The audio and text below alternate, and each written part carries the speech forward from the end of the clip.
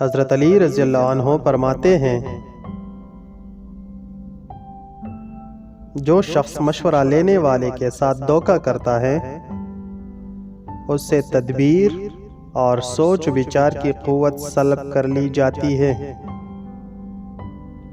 اپنے مشورے میں کسی حریص کو شامل نہ کرو کہ وہ برے کاموں کا مشورہ دے گا اور حرص و بخل کی تعریف کرے گا۔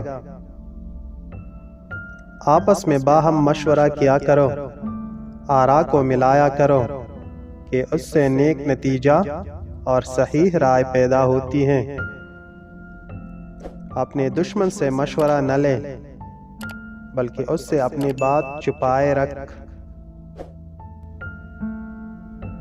اپنے مشورے میں بخیل کو شریک نہ کرو ورنہ وہ تجھے سیدھی راہ سے ہٹا دے گا اور تنگ دستی اور محتاجی کا خوف دکھائے گا۔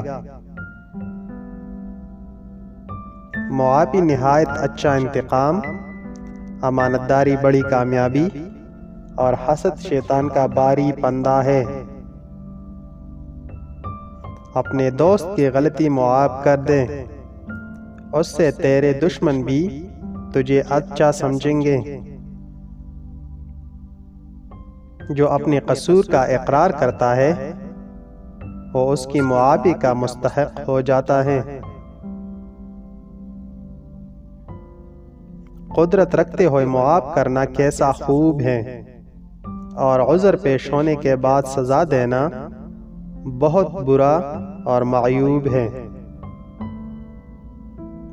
شریفوں کی سزا کمینوں کے معافی سے کہیں اچھی ہے۔ سب سے برا شخص وہ ہے جو لوگوں کی غلطیاں معاف نہ کرے اور ان کے عیب نہ چھپائے۔ دیکھنے کے لیے بہت بہت شکریہ۔